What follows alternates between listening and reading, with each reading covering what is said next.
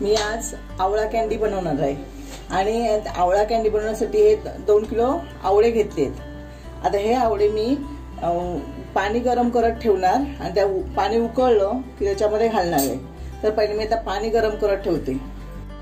ही आवळा कॅन्डी बनवणार आहे, ती लहान मुलांना खूप आवडते आणि आवळा हा बहुगुणी आहे, तो पित्तनाशक सुद्धा आहे आणि ह्या आवळ्यापासून वेगवेगळे पदार्थ करता येतात आपल्याला। म्हणजे आवळा कॅन्डी, साखरेच्या पाकातली आवळा कॅन्डी आणि गुळाच्या पाकातली आवळा कॅन्डी, त्याशिवाय आवळा सुपारी, त्याशिवाय आपण आवळ्याची चटणी, अशा आपण वेगवेगळे प्रकार, किंवा आवळ्याचा मोरावळा, म्हणजे आवळा हे काय याला टोचून संपूर्ण पाण्यात टाकून ठेवायचे आणि दुसऱ्या दिवशी ते साखरेच्या पाकात घालायचे, याला मोरावळा म्हणतात।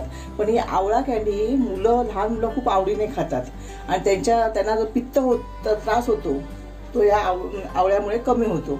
यासाठी मी ही आवळा कॅन्डी करणार आहे। माझ्या नातीला आवळा कॅन्डी खूप आवडते, त्याच्यासाठी गॅसवर मी पाणी तापत ठेवते। हे पाणी चांगलं उकळलं, चांगलं उकळू देणार आहे पाणी हे, आणि उकळलं की मग फक्त 2 मिनिटं याच्यामध्ये आवळे ठेवायचे आणि पण पाणी ओतून टाकायचं। तर पाणी चांगलं उकळू दे। आता पाणी उकळत ठेवलं होतं, चांगलं उकळलंय।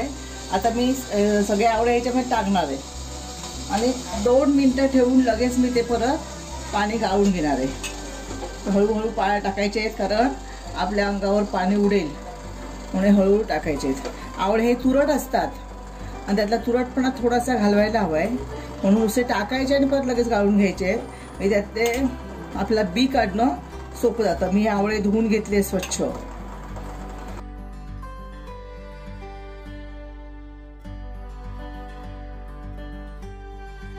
मी घातले त्याच्या टोपामध्ये, फक्त 1 मिनिट मी झाकण लावून ठेवते। 1 मिनिटभर मी आता हे आवळ्याला झाकण घालून ठेवणार आहे। बघा, सगळे आवळे पाण्यात बुडालेले आहेत, फक्त 1 मिनिट ठेवणार आहे। नंतर सगळे आवळे मी चाळणीवर ओतून घेणार आहे। पाण्यात टाकून, उकळत्या पाण्यात टाकून आवळे 1 मिनिट झाले। आता मी हे आवळे चाळणीवर ओतून घेणार। गॅस बंद करते आणि चाळणीवर ओतून घेते।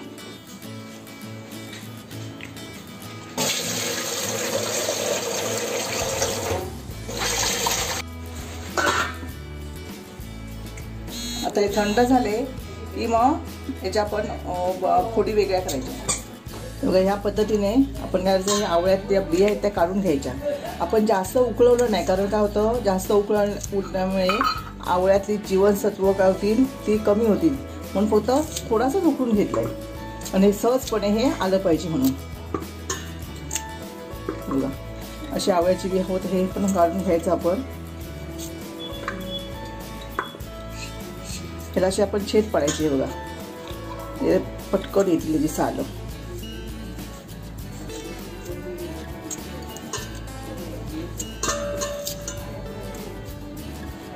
ह्या पद्धतीने बाकी सगळ्या आवळ्यांच्या आपण अशा ह्या पुरी करून घ्यायच्या आहेत आणि मग ह्या 2 किलो आवळे आहेत ना, मग कमी ते 1.5 किलोला साखर घालून हे असं मिश्रण ठेवायचं आहे 3 दिवस आणि 3 दिवसांनंतर मध्ये आपण उन्हामध्ये सुकवायचे।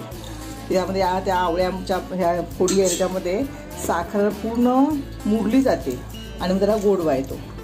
वाटल्यास याच्यामध्ये थोडंसं ना आलं, पण आल्याच्या अशा फोडी करून टाकायच्या, की आलं सुद्धा आपल्या तब्येतीला चांगलं असतं। आपल्या पोटातले जे काही प्रॉब्लेम असतात ते आवळ्यामुळे, पोटदुखी वगैरे ते कमी होतात। आवळं सुद्धा औषध आहे आणि तो एखादी फोड त्याची लहानशी आपल्या दाताखाली मिळाली तर त्याला चांगली चव येते त्याच्यासाठी। तर ह्या पद्धतीने मी सगळ्या आवळ्याच्या फोडी करून घेते, लहान मोठे आपल्याला तुम्हाला हवेत तसे आपण ह्याच्या आवळ्याच्या फोडी करून घ्यायच्या। आता हे सुरीने मला जमत नाही, व्हिडिओवर मी पटापटा करून घेते, नंतर तुम्हाला दाखवते। एका आवळ्याच्या फोडी आहे बघा, अशा फोडी करून घ्यायच्या। आणि आवळा हा गुणकारी आहे, त्यामुळे हा जास्त आपण जास्त वापरला नाही, थोडाच वापरून घेतलेला आहे। याच्यात सगळी जीवनसत्व, ज्यातली जीवनसत्व वगैरे आहे ते ह्याच्यातच राहणार आहे आणि नंतर मग गुळाच्या पाकात मुरून घेतलं की ते आपल्याला खायला सुद्धा चांगला लागणार आहे। हे बघा, सगळ्या आवळ्यांच्या अशा फोडी करून घेतल्या आहेत। हे 2 किलो आवळे होते। आता मी यामध्ये 1.5 किलो साखर घालणार आहे।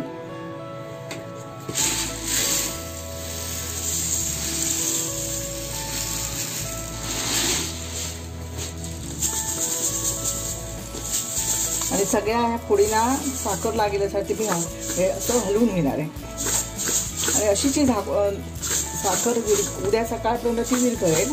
सकाळी जरा चमच्याने आपण सगळ्या ह्या फोडी हलवून घ्यायच्या, म्हणजे जरा बुरशी धरत नाही ह्यासाठी, कारण आपण हे वाफवलं आहे, थोडंसं पाण्याचा ऊश लागला आहे, बुरशी लागेल म्हणून. तर आपण हे चांगलं हलवून असं मिश्रण झाकून ठेवायचं.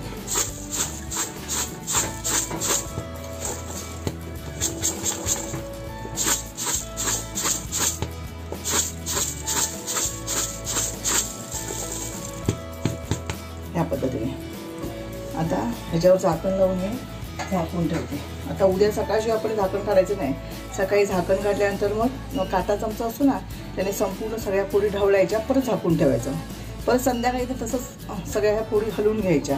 हे सगळ्या पोळींना चांगली साखर लागेल आणि त्याला बुरशी पण धरणार नाही. असं हे 3 दिवस ठेवायचं आहे. आणि चौथ्या दिवशी मग आपण या पोळी सगळ्या आपण गाळून घेणार आहोत चाळणीने, आणि नंतर मग उन्हात सुकवायच्या. 2 दिवसात लगेच सुकून याची कँडी तयार होते. तर आता मी ह्या पद्धतीने साखर लावून झाकण लावून ठेवून देते. काल आपण आवळे ठेवले साखरेमध्ये घालून. आता आपण ते काय करायचे, रोज सकाळी आणि संध्याकाळी एकदा ते ढवळून बघायचे आहेत. तर हे बघा, मी याच्यावर 1.5 किलो साखर घातली होती आणि हे सगळ्या साखरेचा असा पाक झाला, आपोआप झालाय तो. रात्रभर म्हणजे हे पाण्यातच ठेवले होते. आता हे संपूर्ण असे ढवळायचे एकदा आणि संध्याकाळी एकदा ढवळायचे. असे आजचा पहिला दिवस,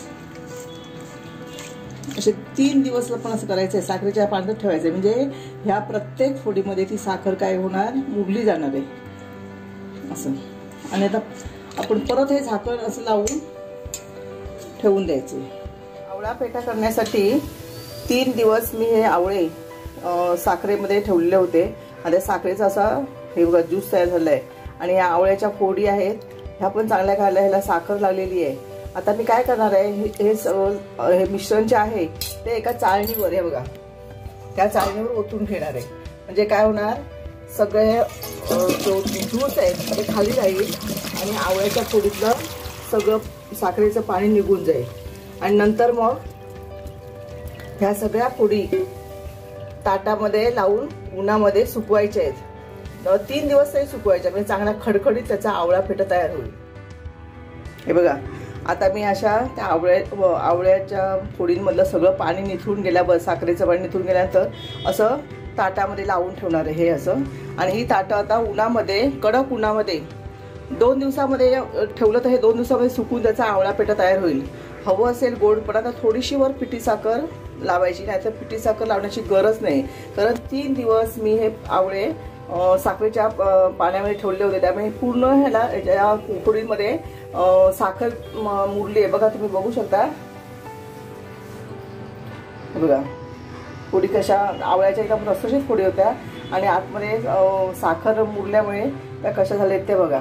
तर अशा प्रकारे आपण हे 3 दिवस सुकूया की आपला 3 दिवसानंतर आवळा पेठा तयार झाला. आवळ्या कँडीला आणि आवळ्या पेठ्याला 3 उन्हं देऊन झालेली आहेत.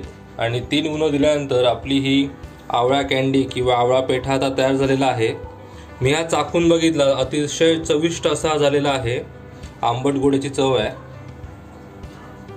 बघा, 3 उन्हं लावल्यानंतर हा पूर्ण सुकलेला आहे. बघा, ह्याला आता काही नाही, बरणीत भरून ठेवलं तर आपण वर्षभर हे खाऊ शकतोय.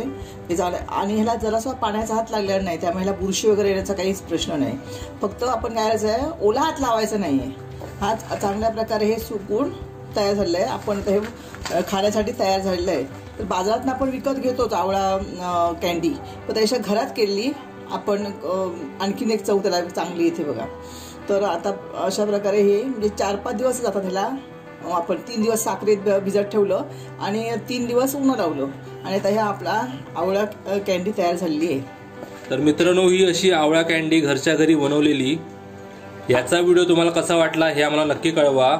व्हिडिओ आवडला असेल तर व्हिडिओला लाईक करा आणि चॅनलला नक्की सबस्क्राईब करा. आम्ही तुमच्यासाठी अशाच नवीन आणि चविष्ट अशा रेसिपी नक्की घेऊन येत जाऊ.